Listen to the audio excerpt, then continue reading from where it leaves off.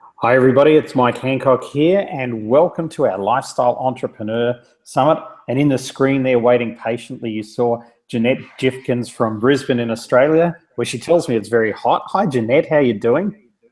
Hi, Mike. I'm doing really well. How about you? I'm great actually, really good. Now Jeanette and I have known each other for nearly 10 years, I think, so Yeah. along with her husband Tony, and we've been several places around the world together. And we're recently just in Italy doing cooking together, and hopefully Tony's cooking Italian food behind you, is he? It's not Italian tonight, but it'll still be very yummy, yes. Very good. Well, let's get into this for the folks. Now, the first thing I wanted to cover off is that you're a lawyer, a very experienced lawyer. It's something you've been doing basically your whole career. You've got a very specialized way in which you do it as well. And so let's give a little bit about your commercial background first, and then I want to explore, because some people are going to be watching this call going, why is there a lawyer on a lifestyle entrepreneur call? So I want to explore this, how you actually turned law into a lifestyle business. But let's start with how you got into law and a bit of your background. Okay, thanks, Mike. How I got into law, I've just in exploring recently, I've realized that when I was little, I used to watch Jeffrey Robertson do hypotheticals on TV. Now, he's an Australian lawyer who moved to Britain and did these television programs all through, I think, the late 70s, really grilling people and making people think about real issues in life, not just from a legal perspective. And I was always fascinated, and I thought how clever he was. And then when I finished high school, I knew I had an entry score that would get me into law. And I was looking for something that would go with my Japanese language, which I don't have so much anymore. Um, and I got law. And it was a fluke, really, because once I started studying it, I absolutely loved it, and I always have. It's just, I love the intricacy of it. I love what you can do with it. I love, there's, you can really get some intellectual engagement out of it, and that's what I loved. So I stuck with it. I went through some ups and downs. I really discovered that working with top tier legal practices didn't suit me at all, Yep. because you have no relationship with clients whatsoever. And I couldn't see how we were doing any benefit for clients. I could see how we were benefiting the firm, but not how we were helping our clients. So I moved out of top tier and into smaller firms. And in the end, I moved in-house. So I worked inside organizations. And I did that for over 8.5 years and absolutely loved it. But I got to a point where I went, I want more out of my week than getting up in the morning and going to work and spending half the night awake worrying about what I've got to do the next day, and then sleeping all day Saturday because I'm just exhausted from a week of work. And I couldn't do it anymore. It's not fun. As No, you know, as no. challenging and intellectually enjoyable as it is, it's not fun. Um, And I think so that's where a lot of people on this call are too, Jeanette, is that the yeah, reason why they're on here and they're listening here is because A, they've got an interest in what you're saying, but B, they're looking to escape out of that exact rat race, or call it whatever you like. So your journey that you went on to extricate yourself out of the whole commercial rat race side of a profession and yeah. into doing what you do now, how long did that take, and what were the steps? It was a slow progress for me, but you've got to understand my personality type is methodical and not necessarily daring or creative. I have a husband who dares me to do things, and things I would never do otherwise. um, so I really had, for me, it was slow progress. And the very first step was actually when we went to Egypt back in, I think, 2008. Correct. That that was really expanded my thinking, that trip. And then on the way home on the plane, I read The 4-Hour Working Week by Tim Ferriss. And for some reason, before that point, intellectually, I got that people ran businesses and they earned money and all that sort of thing. But I really didn't get that that was possible for me. I had the real employee mindset, and that I had to have someone else dictate to me what I did and pay me for it. And I had to be grateful for that. And then I read the 4-Hour Workweek and I went, oh my God, of course people run their own businesses. Of course they make money from it. You know, it was a massive paradigm shift. And that is really what got me started in saying, okay, this is possible. And then I dabbled with Tony in a couple of little side businesses and learning really how to do business and building up courage. And then in 2011, we moved from Melbourne back to Queensland. So we're Queenslanders originally, but we were in Melbourne for almost 10 years. And when we moved back, I thought, okay, I'll run my own practice. But I actually didn't really know where to start. I didn't, even though I had been working in-house in an organisation, I still didn't have a real idea on working out what it was that was most important to my clients and how to engage with clients effectively. So I tried that for 6 months and I wasn't satisfied that it was going anywhere, or at least not anywhere that was sustainable at that time in our lives. So I went back and worked inside a medium-sized enterprise for 3 years as their general counsel and company secretary. And they were a private business, still owned by the family, but they were turning over 100 million a year. Wow. And they had 9 business units. So I had an opportunity to really learn from a highly functioning business that had been around for 70 years how to do business. And I paid attention. And then, as I say, I got to a point where I thought, if I stick with this, it's going to be burnout. And I don't want that to happen. So I had a great conversation with my CEO, who is also one of the owners of the company. And he really, over the course of 2 days, we had this long conversation about whether I'd stay with the company and whether I wouldn't, and what it would look like if I did and what it would look like if I didn't. And in fact, we worked out that I'd be much happier if I moved out and set up my own practice. So that's when Onyx went full-time as Onyx Online Law. Onyx Online Law. That's a great story, and I want to ask a question before we get into Onyx Online Law, and that is, when you said you paid attention, and you know, here's a business that's turning over $100 million. There aren't that many of those really that are family businesses, so definitely up there. What was the 2 or 3 things that you learned? I learned how to manage finances.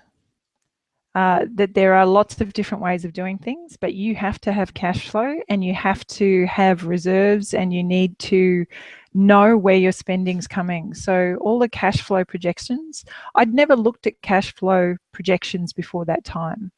And you know, in participating in board meetings and all that kind of thing, they're looking 12 months ahead and they're saying, this is going to be the budget for the next 12 months. These are our income projections and this is how it's going to impact cash flow, and this is when we can afford to do things. And I went, right, you know, they're aspects of a business that I hadn't looked at closely before. And I found that very important to understand the ebb and the flow of doing a business and managing it in a way that's sustainable and keeps you going, instead of thinking, you know, you can't have that paycheck to paycheck mentality, because unless you're generating the revenue, you don't know whether it's coming in or not. So one of the things that came out of that was important for me is what I've heard other people call bread and butter. So what are the things that happen all of the time that cover your base expenses, and make sure that they're set up, they're in place, and they're working? And I think that was one of the first things. Another was people management. I didn't realize how many people I was mentoring in the business until I left and they told me about it. And many of them have called me since and said, oh, look, I really miss talking to you. And so the importance of ensuring that the team feel nurtured and you know, you can't put a team in place and then just hope they get on with it. You actually have to work with them. You have to, you know, days they need their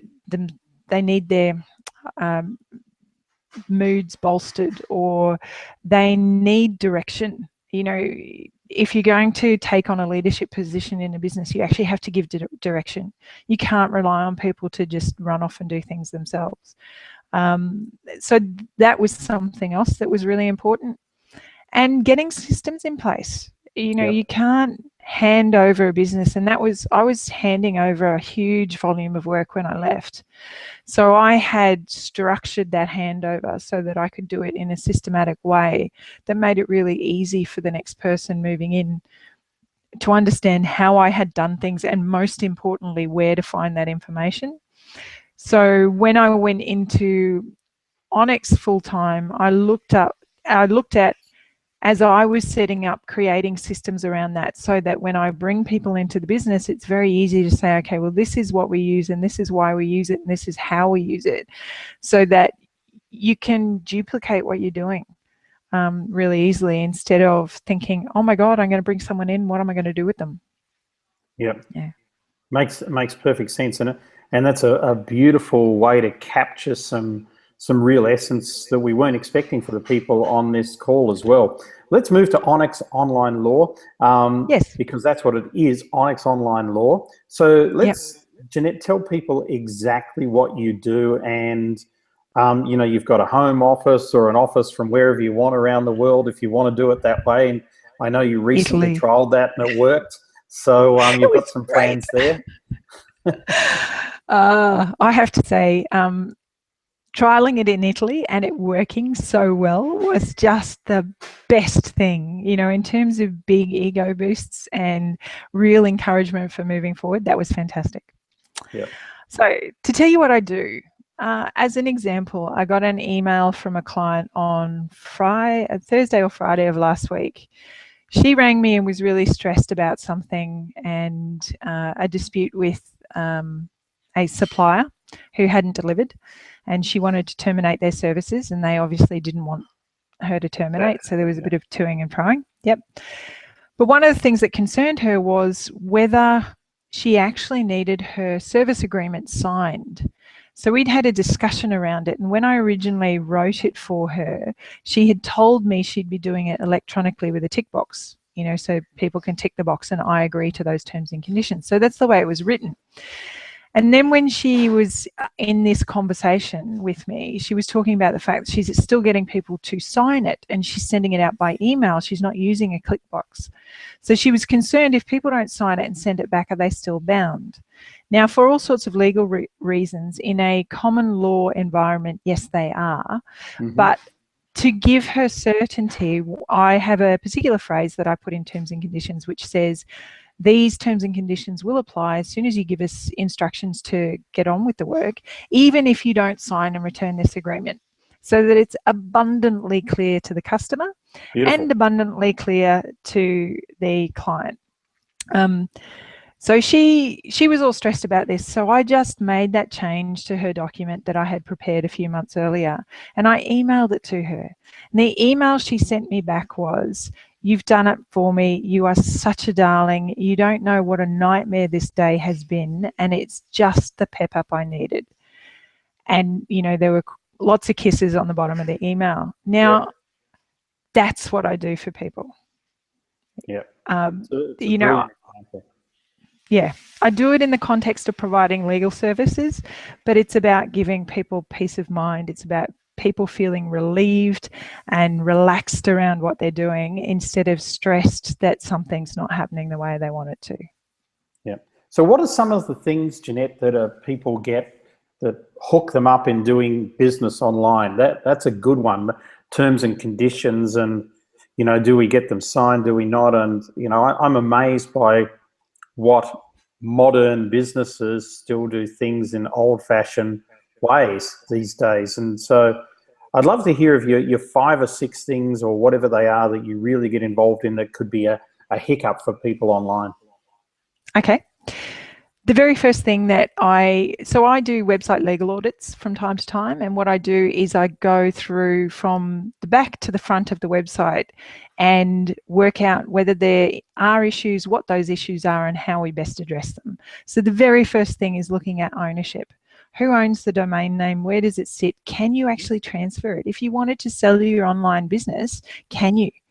And you'd be surprised at the number of people who went and got web developers to set them up, and the web developers own the domain name.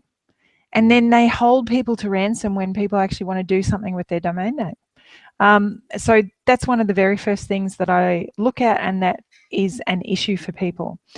Intellectual property is another huge issue online because it's so easy to copy and paste and so easy to prosecute people for copying and pasting. It happens a lot, and lots of nasty letters get sent out saying you must take this down, you must hand over money, you must do this, that and the other. I had a client a couple of years ago where his business was turning over $400,000 a year, and he had this website and received a letter in the mail from a company in the US that had registered his trademark here in Australia. He'd been using it under license from the UK and hadn't thought to register it in Australia. So when they came in and tried to take it off him, we had to look at his business and whether he wanted to go through court or not. Now, his option was $150,000, 3 years, potentially going through court and winning, but in the meantime, he's got no energy for his business. It's all a mess. There's a whole lot of uncertainty. You know, it's not pretty. Or what we actually did was we put a proposal to the people who own the trademark and said, hey, look, my client will rebrand in 90 days because we discovered that the value in his business was in his email list, not his website. So it wasn't going to impact his business significantly to do that. So we rebranded his website, registered the trademark for his domain name, moved all of his email list to a new email, updated them, communicated with them, got them all on board. And within 3 months, we were able to turn around and say to them, well, you can buy the domain name now and it'll cost you $3,000. You're right.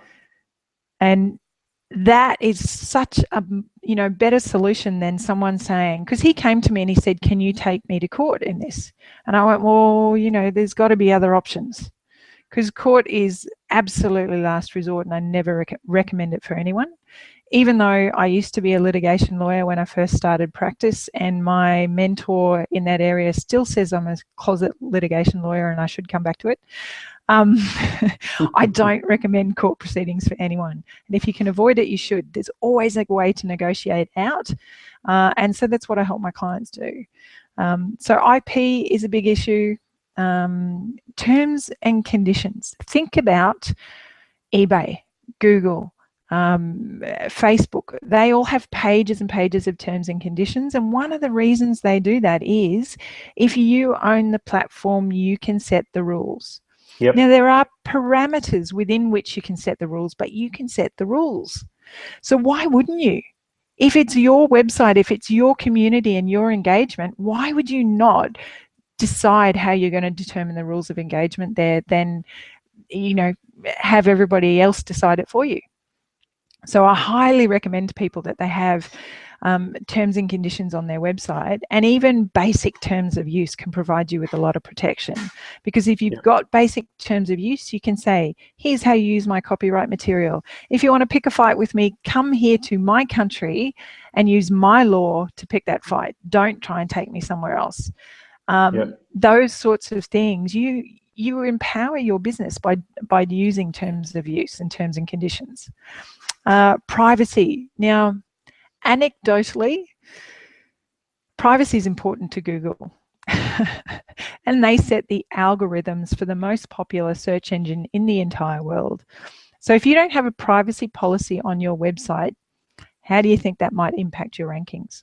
I've got no proof to say it will at all, but I would have thought if it's important to Google, that it probably should be important to you. And not just to you, think about your clients and your customers. Privacy is a massive talking point. We've got a younger generation and a whole lot of people saying, hey, privacy is not important. And then you've got the likes of Assange and Snowden and people like that, saying actually it's personal privacy that's very important because that gives us freedom, and it's corporate and governmental privacy that shouldn't be as tight as it is. So there's a massive range of views in the area of privacy, but you think about your own personal information and the data that you are prepared to share publicly and what you're not prepared to share and what you'd like to protect. And why would you not tell people whose information you're gathering what you're going to do with it? If you're not going to be selling it, yeah. Yeah, really good points. I mean, we definitely do that. I think it's in our opt-ins, in our emails as well, saying, you know, we're not going to sell your information to anybody. We'll be the only ones who use it, But already you've brought up things that have popped for me. I had a lady buy a coaching package off us in 2007. That's a long time ago, right? And in about 2009, somebody contacted me. This lady's from Western Australia. She still operates. And said, have you checked out her website? Because she's using your brand. And I'm like, what? And so anyway, wow. I go to her website. She's using part of our brand. In other words, Rock Your Life is our brand. So she has a Rock Your. It's not life at the end of it. But when I clicked on her mission, vision, and values, they were cut and pasted off ours. They were our mission, vision, and values. I know because I wrote them. And I'm like... should I be flattered, or can't you come up with your own mission, vision, and values? But the funny twist in all of this is that we launched the particular product that's branded as her in Australia about 2 years ago, and she sent me a lawyer's letter. Wow, she copied your brand and she sent you a lawyer's letter. Wow. Yeah, she sent me a lawyer's letter. So I just wrote back and said, I have these records going back to 2007. I have screenshots of your website. Would you like to continue? She never replied, and we just went ahead with our event, which was what it was branded. But it's fascinating. And it was a fascinating experience because I think it was good-natured by me. I've had 2 or 3, actually all from Australia. It must be a dangerous place. Of people stealing my brands and things like that. I had somebody steal my trademark in Australia, but they ceased and desisted. And I had second person steal my trademark. And when I said, "Hey, here's our trademark, blah blah blah blah blah, and this is what it is, and I need you to stop using it because it's confusing," they came back and they said, "Oh, we're not really even in the same business as you, so it doesn't matter." But they were using our actual trademark statements. So I'm like, wow. So it's, folks, you know, you can relax with this stuff, or you can get it right and engage somebody like Jeanette. Let's hear about some more things. These are fascinating, Jeanette, because already I've experienced a few of them. So let's hear what else you've got. It's interesting, actually, because when I do a lot of business presentations, and people always think, oh, no, it's legal, it'll be boring. And it never is, because there's always some really entertaining things that happen in business when people don't know what they're doing. So another thing that because I work with quite a few web developers being in the online space, and actually surprisingly, most recently, a whole bunch of personal trainers offering online programs. Yep. And in both those circumstances, what we're looking at is contracts for services. So what are your terms and conditions under which you provide your services, like your coaching agreement? I had an inquiry from someone recently saying, I have a lifetime access offer as part of my services, and I actually want to ditch that website. So what are my obligations? So we had to work through that and how to give notice to clients and changes and what's fair and reasonable and all those sorts of things. But the main thing is using really clear contracts with clients. It makes you look professional.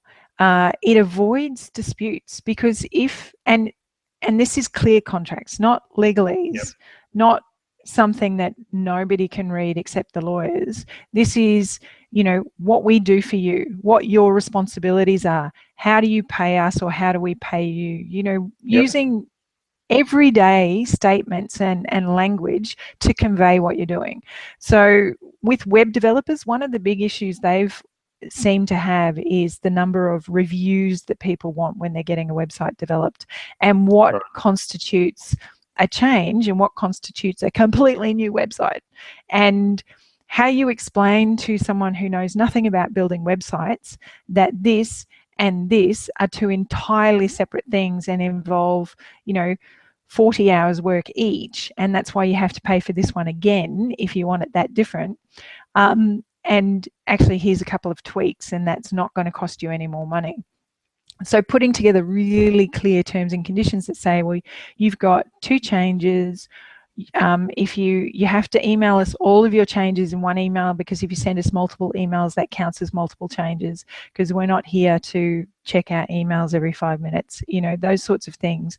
Communicating really clearly so that your client understands exactly what they're getting, what their responsibilities are, because like in a coaching program, if people don't turn up for coaching calls, there's only so much you can do for them. Exactly. Yep.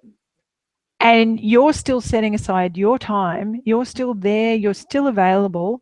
They've taken that chunk out of your day, and that's what they've paid for. If they fail to turn up and get the benefit of your wisdom at the same time, well, that's their responsibility, not yours. So making sure that there are really clear terms and conditions like that. And with the personal trainers, for them, the big deal is, well, what if somebody watches this video or does this checklist or does this, that, and the other and suffers a personal injury? Where's my responsibility? And how do we manage that in terms and conditions? And you can. Right. And I think that would be the same for a lot of online business as well, where you're getting people to do something. So for instance, your business, right? You're giving advice online, so that's one. The consultancy business, I mean, I know with Lundy, my partner, I mean, she does a huge amount of consultancy online, and she's teaching consultants to do consultancy online. So there's a lot of protection and things that need to be done there, and this is a whole new field, and people are doing Pilates instructions online and yoga online and everything. So it's amazing. It is, and it's more about, if you're face to face, it's easy to build rapport and to get a feel for whether your client understands or not. You have to be so much more conscious of that online, because you don't have that face-to-face necessarily. A lot of it is documentation, and people can misread things or misunderstand things. I know that in South Africa at the moment, one of the new legal innovations is writing contracts with pictures. And it's designed specifically for the illiterate population. And it's just amazing. There's lots of key ways of communicating clearly, and it's just so worthwhile because you avoid disputes. You're all on the same page. It's so much easier to do business, that kind of thing. So, yeah, absolutely. And I'm surprised now by what was I doing recently? I was doing some fairly technical online thing that I thought I was going to have to print it out and do all this sort of stuff, but actually just giving an online email signature was fine for this organization. So this must be another way in which things are changing online as well. And I guess you can help and advise people in setting that up, particularly where there's long-term contracts involved. Absolutely. So a lot of developed countries, introduced legislation back in about 2000 to deal with electronic commercial transactions. And that's why you see the tick boxes, all of that sort of thing online, because there had to be a way to make it easy to demonstrate there is a concluded contract between parties without requiring people to print stuff out, sign it, and send it back. So your tick box that says, I agree to these terms and conditions, provided that it has a functioning link to those terms and conditions and people have the opportunity to read them beforehand, if they tick the box, they're saying, yes, they have agreed to them. Now, if it turns out that they haven't read them afterwards, you've still done everything you are required to do as a business to give them that reasonable opportunity. And part of the reason behind this was somebody got practical in the meantime, you know, in putting together the electronic transactions legislation, and said, hey, we can't make people do stuff, because even with printed contracts, probably 90% of the time people don't read them. Yep. And they sign them anyway. So why would you create a more onerous situation online when, practically speaking, people don't do that? And that's why the tick box is an opportunity. Other contracts, I have other clients who are more concerned and would like to see a demonstration of the client actually taking an action to support their agreement, and that's when you can use electronic signatures and all that kind of thing. Recently here in Australia, there was a decision that rocked the legal community, because you got to understand, not every lawyer adopts technology. I had a lawyer say to me the other day, I really don't understand computers. Now we're in the middle of a transaction. He's acting for the buyer, I'm acting for the seller, where we're selling a software company. Wow. And it's really frustrating because he keeps asking for things in hard copy. And we're like, it's all on the server. And the server is physically being transferred. But anyway, it's a different conversation. But yeah, there are lots of ways to validly have electronic transactions, and this decision here in Australia was that an exchange of emails between lawyers representing clients in a property transaction was valid as a binding contract. So there's a lot of very, very careful lawyers out there in the property industry right now. Yeah, I'm sure there would be. Let's talk about now. Firstly, I want to congratulate you on being able to build a legal practice online and have clients now, which aren't only in Australia. You've got clients from around the world talking to you about different things. That's for sure. And yep. When we started this call, or just before that, I asked you to put together something for people so that it would cover off a lot of the things that people don't address, sure. And that yep. That they definitely should be addressing online. So let's take a few minutes, Jeanette, and just talk us through that, and maybe you can do a screen share, because I know you've got some stuff there when you want to do that. So over to you. Okay, absolutely. Now let's see if this works. Tell me if you can see the screen. Yep, I can see it, except when I talk, it'll go off. So I'm going to kick my microphone onto mute. Okay, cool. All right, what I wanted to do for you today was to help you put together a legal protection plan for what you're doing online. And the first step in that process would be working with you to review your website from back to front, which is where I normally start with clients, and really look at where you have issues and how we might address that. I normally charged clients $597 for doing that.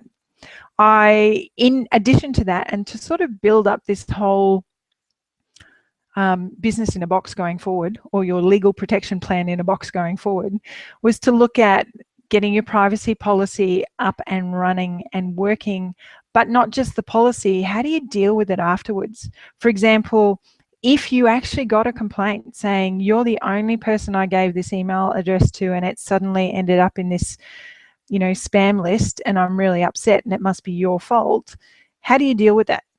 A lot of people will copy and paste stuff offline, and they'll go, oh, I got that privacy policy off that company, so it must be good, without even reading it through and without making it clear.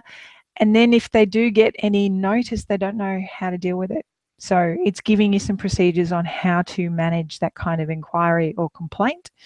Terms of use, as I said before, you have the opportunity to set the rules of engagement around your online presence. Why wouldn't you? So we look at what you're doing, including e-commerce and payment terms, including a disclaimer if that's relevant to the type of business that you're doing, making sure you've got at least some base level protection there, so that if anybody did want to pick a fight with you, we make it easy for you and hard for them.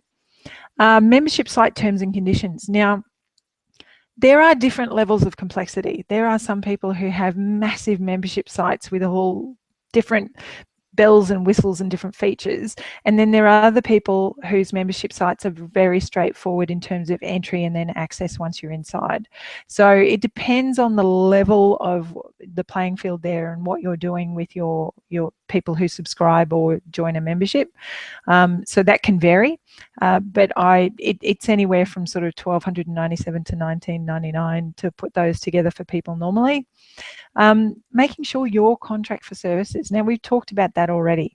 For anybody out there who's suddenly going, oh, maybe I should do something about that, get your contract for services sorted out. And I charge around $1,500 is about the average for what I do for people in both the consultancy space and other spaces around that.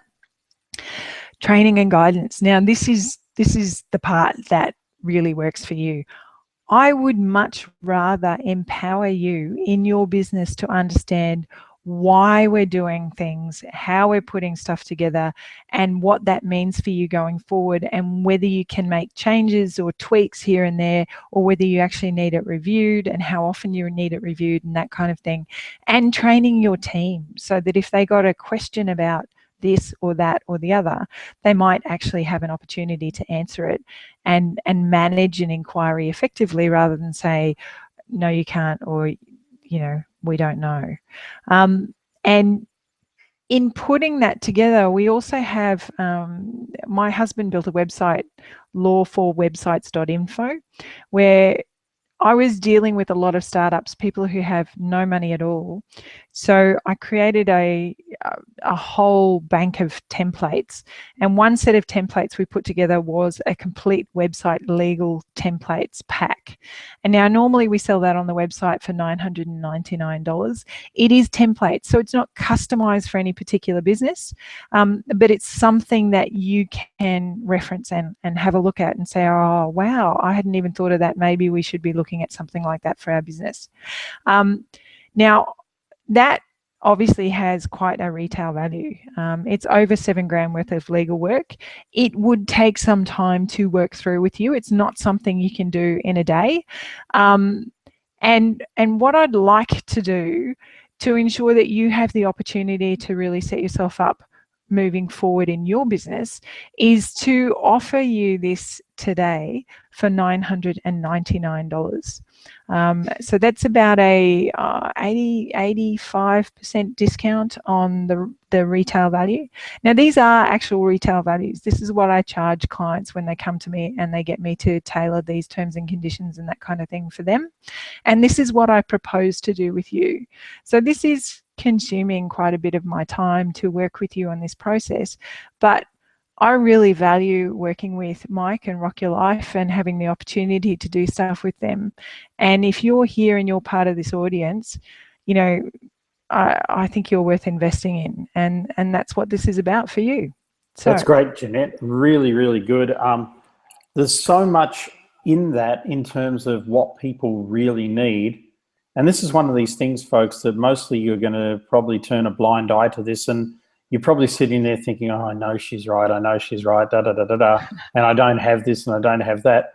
This is a very simple fix, a really simple fix. We're going to put a link up down the bottom of the screen, and you can click on that link and just go through and make the payment, and then Jeanette will sort all of this out for you, Jeanette, and And Jeanette, you'll be in touch with people pretty much straight away, correct?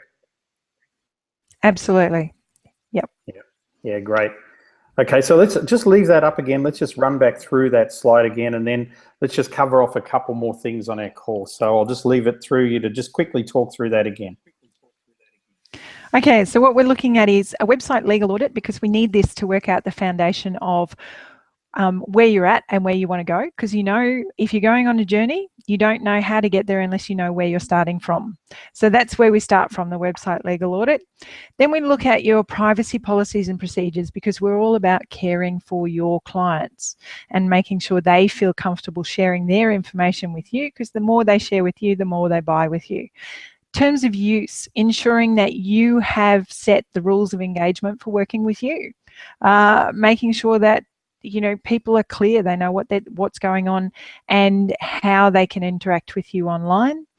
Setting up membership site terms. This is to ensure that if you're creating a community, you set the rules of engagement for the community and how people can come in, how you can turf them out if you need to, your contract for services. So when you are providing one-on-one services or really specific services to people, we're going to create a really clear, easy to follow, plain English contract there for you, so that there is a minimum of disputes and you look really professional and people love working with you because they actually know where they stand. Some training and guidance to make sure you understand what we're doing, why we're doing it, how we're doing it, and training. You know, we can involve your team in that process so that if there is anybody managing something for you, they know how to answer questions essentially, and where they can do stuff and not do, you know, stuff they shouldn't mess with. And to support all of that, we're going to give you a bundle of really useful templates that you can reference back and have a flick through when you're not sure or you think you might have something missing. If you feel that you don't want to come back and have a further chat and you'd rather just whack something up there quickly yourself, or at least want to put something into, you know, hold things off for a week while you get organised, there you've got some templates you can use.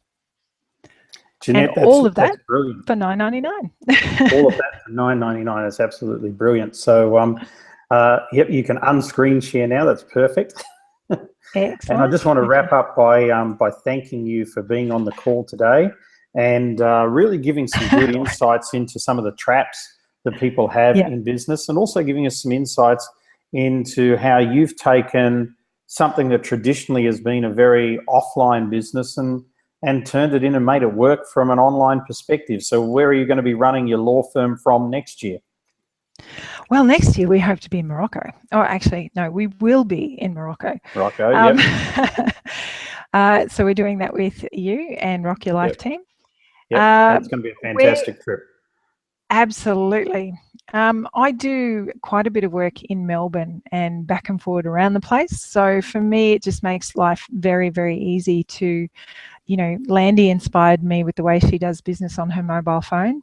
And we've actually got to the point where we can do that now. Now, obviously, it's a bit harder to draft documents and things on a mobile phone, but at least I can access all the information I need, all the details I need, you know, everything's there, and it makes it so easy. And, you know, if I want to go with Tony and ride a motorcycle up the coast for the day, I can take my mobile phone with me and I'm not out of contact with my clients, and I can still answer immediate issues or let people know that I've heard and I'll get back to them the next day.